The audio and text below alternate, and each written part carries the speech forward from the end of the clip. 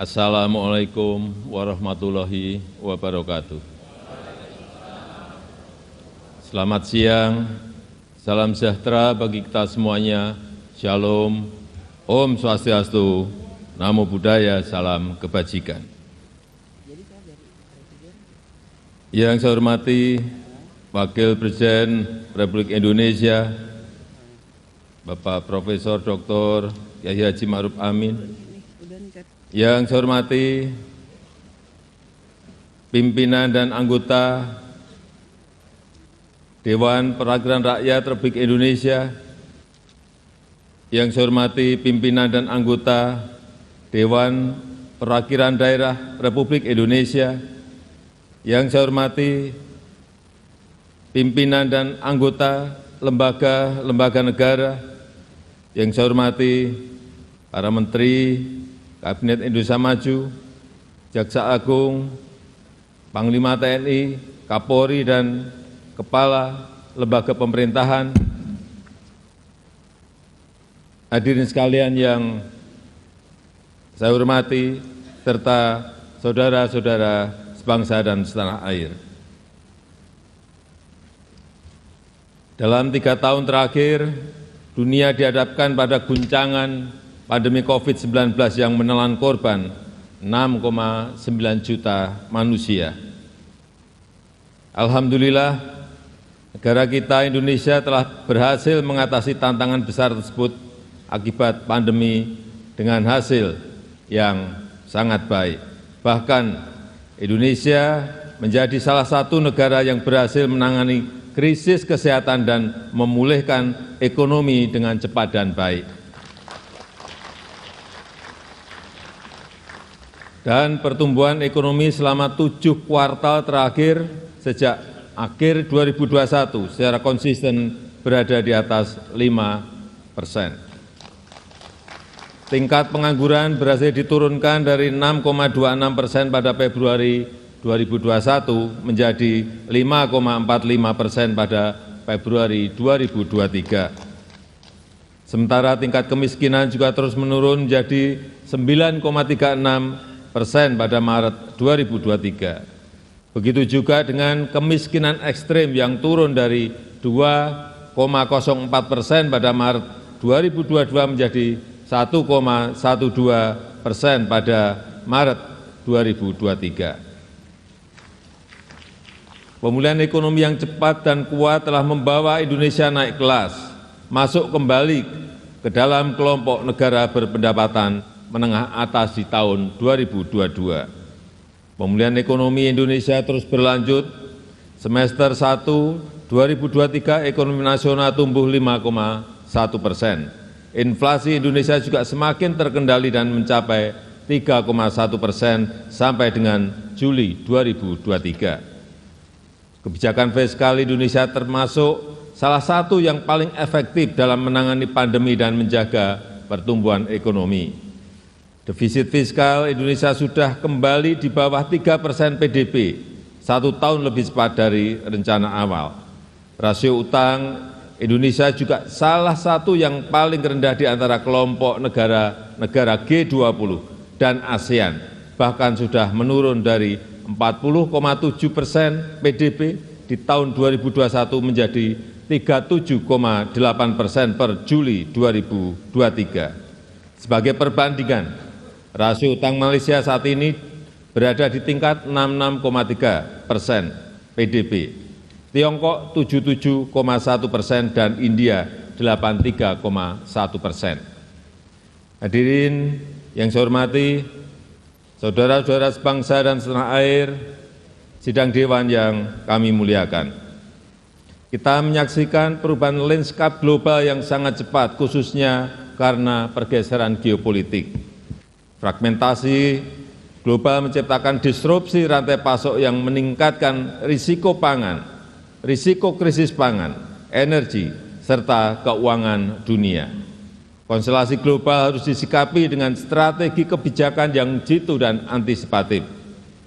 Kebijakan ekonomi dan fiskal harus mampu mentransformasi ekonomi untuk menghadapi tantangan hari ini dan hari depan. Ketahanan pangan dan energi serta transformasi manufaktur menjadi sangat penting. Di sisi lain, industri pertahanan harus dibangun secara kompetitif untuk menjawab kebutuhan pertahanan keamanan Indonesia. Dunia juga dihadapkan pada potensi krisis akibat perubahan iklim. Transisi penggunaan energi hijau perlu dilaksanakan secara progresif, namun tetap adil dan terjangkau. Potensi nilai ekonomi hayati Indonesia harus kita manfaatkan sebagai faktor penting dalam mengembangkan dan meningkatkan investasi hijau di dalam negeri. Selain itu, perkembangan digitalisasi dan artificial intelligence diperkirakan akan mendominasi kehidupan perekonomian dunia termasuk di Indonesia. Disrupsi ini harus dihadapi dengan strategi yang tepat. Pembangunan kualitas sumber daya manusia, infrastruktur fisik dan non-fisik terkait dengan teknologi informasi harus ditingkatkan. Struktur penduduk muda akibat bonus demografi kita manfaatkan secara maksimal. Transformasi ekonomi terus dilanjutkan untuk meningkatkan daya tarik investasi dan pembukaan lapangan kerja yang layak secara masif. Partisipasi Indonesia dalam rantai pasok global, khususnya pada sektor berteknologi tinggi dan ramah lingkungan, harus terus kita dorong. Perbaikan kualitas sumber daya manusia menjadi faktor utama transformasi ekonomi.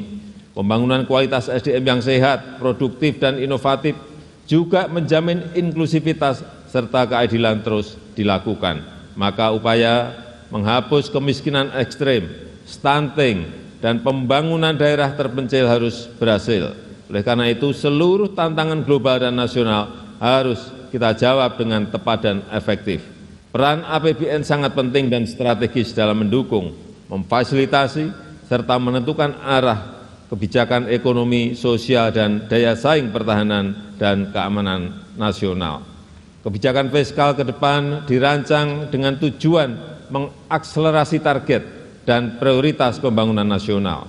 Agenda transformasi ekonomi termasuk hilirisasi sumber daya alam, baik hasil tambang maupun pangan akan terus dilanjutkan. Perlindungan dan perbaikan kesejahteraan masyarakat, khususnya yang berpendapatan rendah, juga akan tetap menjadi fokus penting untuk menopang perbaikan struktural secara fundamental. Hadirin yang saya muliakan serta Bapak Ibu saudara-saudara sebangsa setanah air, mempertimbangkan potensi perekonomian yang kita miliki, serta dengan tetap memperhitungkan risiko-risiko yang akan datang, maka asumsi dasar ekonomi makro sebagai landasan penyusunan RAPBN 2024 adalah sebagai berikut. Pertumbuhan ekonomi 2024 diperkirakan sebesar 5,2%. Stabilitas ekonomi makro akan terus dijaga, situasi kondusif dan damai pada pemilu dan pilkada serentak 2024 harus kita wujudkan. Implementasi beberapa undang-undang baru juga akan memberikan manfaat positif pada penguatan struktural. Selanjutnya, inflasi akan tetap dijaga pada kisaran 2,8%. Peran APBN akan tetap dioptimalkan untuk memitigasi tekanan inflasi, baik akibat perubahan iklim maupun gejolak eksternal. Koordinasi yang kuat antara anggota forum tim pengendalian inflasi pusat dan daerah akan terus dijaga. Rata-rata nilai tukar rupiah diperkirakan bergerak di sekitar Rp15.000 per dolar Amerika Serikat. Sementara rata-rata suku bunga surat berharga negara 10 tahun diprediksi pada level 6,7%. Koordinasi anggota Komite Stabilitas Sektor Keuangan akan selalu antisipatif dan responsif dalam menghadapi potensi gejolak eksternal. Harga minyak mentah Indonesia ICP diperkirakan berada pada $80 per barel. Di sisi lain, lifting minyak dan gas bumi diperkirakan masing-masing mencapai 625.000 barel per hari dan 1,03 juta barel setara minyak per hari. Pimpinan dan anggota Dewan yang saya hormati, yang saya muliakan, arsitektur APBN tahun 2024 harus mampu merespon dinamika perekonomian, menjawab tantangan dan mendukung agenda pembangunan dan kesejahteraan secara optimal, mempercepat transformasi ekonomi, menjaga momentum pertumbuhan ekonomi yang berkualitas, inklusif, dan berkelanjutan, melindungi daya beli masyarakat dari guncangan, dan menjaga agar postur APBN tetap sehat dan berkelanjutan dalam jangka menengah dan panjang. APBN tahun 2024 didesain untuk menjawab tantangan saat ini sekaligus di masa yang akan datang. Maka kebijakan APBN tahun 2024 diarahkan untuk mempercepat transformasi ekonomi yang inklusif dan berkelanjutan. Upaya transformasi ekonomi akan ditempuh melalui dua strategi utama, yaitu strategi jangka pendek dan strategi jangka menengah. Pertama, strategi jangka pendek difokuskan untuk mempercepat penghapusan kemiskinan ekstrem, penurunan prevalensi stunting, pengendalian inflasi, dan peningkatan investasi. Kedua, strategi jangka menengah difokuskan pada 5 agenda sebagai berikut. 1. Mewujudkan sumber daya manusia unggul yang produktif, inovatif, dan berdaya saing melalui peningkatan kualitas pendidikan dan sistem kesehatan, serta reformasi sistem perlindungan sosial termasuk penguatan dan perlindungan pekerja migran Indonesia. 2. Akselerasi pembangunan infrastruktur pendukung transformasi ekonomi, khususnya infrastruktur di bidang energi, pangan, konektivitas, serta teknologi informasi dan komunikasi. 3. Pemantapan implementasi reformasi birokrasi dan simplifikasi regulasi.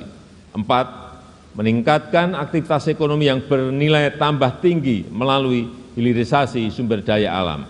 Dan kelima, mendorong pengembangan ekonomi hijau.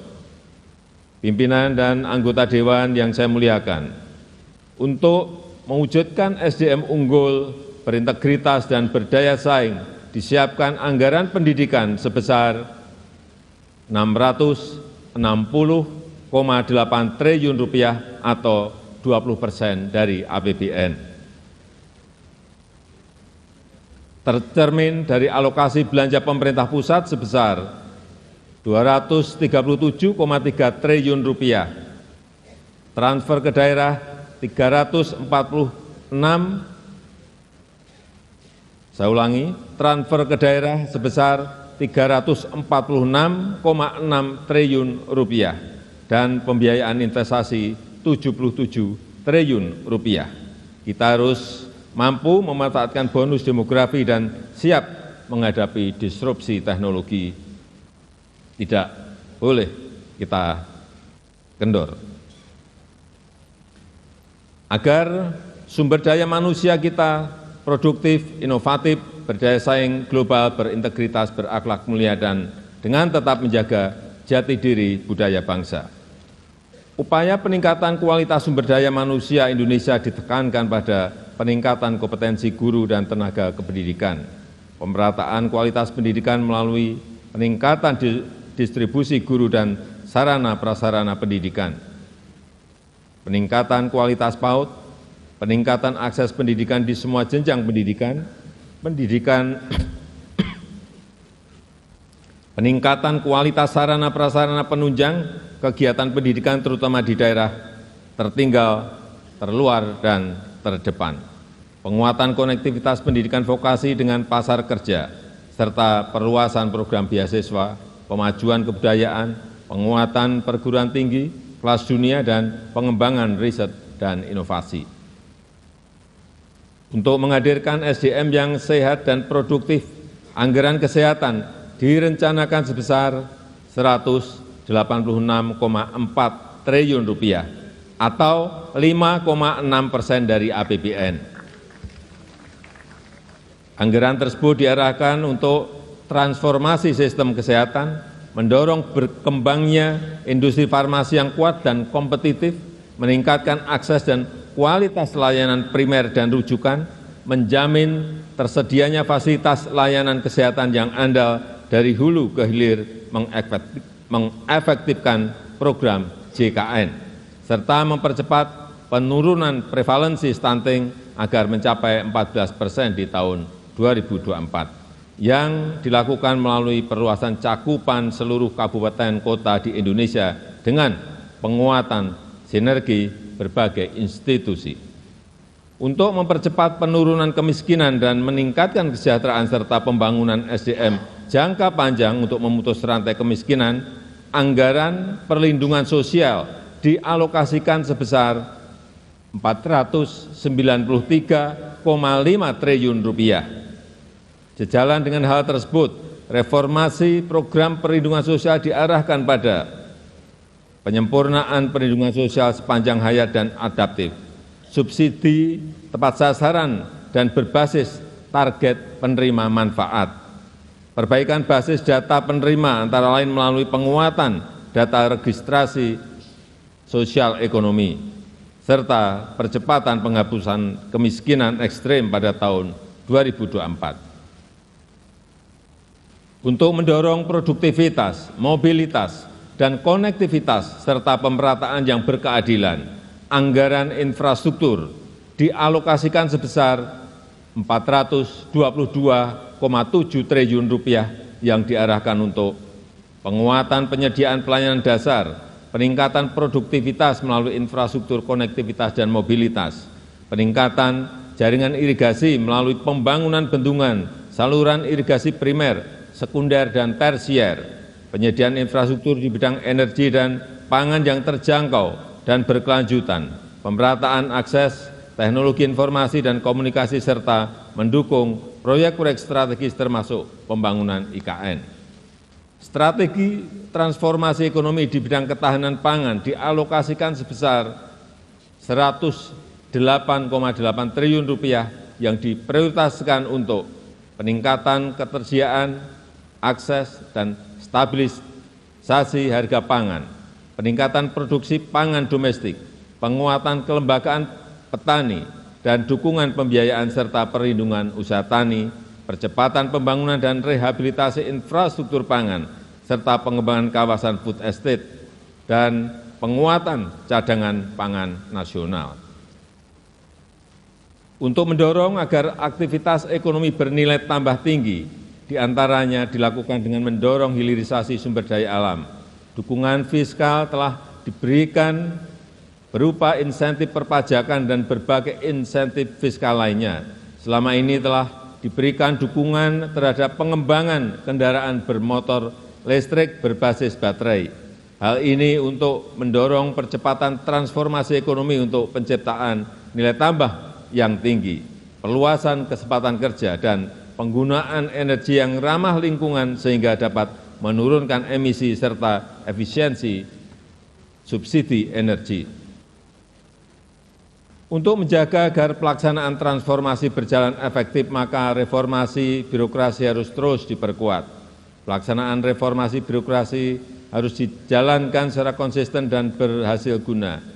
Perbaikan kesejahteraan, tunjangan, dan remunerasi ASN dilakukan berdasarkan kinerja dan produktivitas. RAPBN 2024 mengusulkan perbaikan penghasilan berupa kenaikan gaji untuk ASN pusat dan daerah TNI Polri sebesar 8%, dan kenaikan untuk pensiunan sebesar 12%, yang diharapkan akan meningkatkan kinerja serta mengakselerasi transformasi ekonomi dan pembangunan nasional. Industri pertahanan keamanan juga terus didorong agar maju dan mandiri dengan dukungan APBN, antara lain dimanfaatkan untuk pemenuhan kebutuhan alutsista secara bertahap dengan didukung industri pertahanan di dalam negeri untuk memenuhi kebutuhan pokok minimum. Pimpinan dan anggota Dewan yang saya muliakan, pemerintah juga terus mendorong agar sinergi pusat dan daerah semakin baik.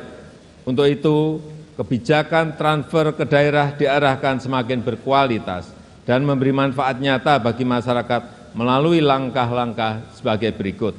1. Harmonisasi belanja pusat dan daerah, terutama dalam upaya mendukung program prioritas nasional termasuk transformasi ekonomi. 2. Mempertajam pengelolaan dan penggunaan transfer ke daerah, terutama untuk meningkatkan kualitas pelayanan publik dan pembangunan daerah yang inklusif. 3, meningkatkan kemandirian fiskal daerah melalui penguatan perpajakan daerah dengan tetap menjaga iklim investasi, kemudahan berusaha serta mendorong pembiayaan daerah sebagai sumber pendanaan APBD.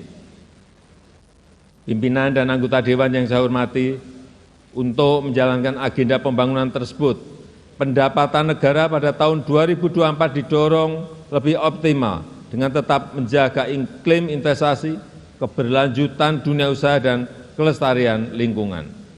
Optimalisasi penerimaan pajak ditempuh dengan pertama, menjaga efektivitas reformasi perpajakan untuk perluasan basis pajak, peningkatan kepatuhan, dan penggalian potensi. Kedua, implementasi sistem inti perpajakan serta perbaikan tata kelola dan administrasi perpajakan. Yang ketiga, implementasi nomor induk kependudukan sebagai nomor pokok wajib pajak dalam rangka meningkatkan rasio perpajakan. Yang keempat, pemberian berbagai insentif perpajakan yang tepat dan terukur diharapkan mampu mendorong percepatan pemulihan dan peningkatan daya saing investasi nasional serta memacu transformasi ekonomi. Untuk peningkatan PNBP terus dilakukan melalui perbaikan proses perencanaan, pelaporan dengan menggunakan teknologi informasi yang terintegrasi, penguatan tata kelola dan pengawasan, optimalisasi pengelolaan aset dan sumber daya alam, serta mendorong inovasi layanan dengan tetap menjaga kualitas dan keterjangkauan layanan. Dengan kebijakan fiskal yang ekspansif, pemerintah menjaga pembiayaan tetap prudent, tetap hati-hati, inovatif, dan berkelanjutan melalui pengembangan skema KPBU, termasuk penguatan peran BUMN, BLU, lembaga pengelola investasi, dan badan penugasan khusus. Peningkatan efektivitas pembiayaan investasi khususnya kepada BUMN dan BLU yang diarahkan untuk penyelesaian infrastruktur strategis pusat dan daerah, serta sinergi pembiayaan dan belanja.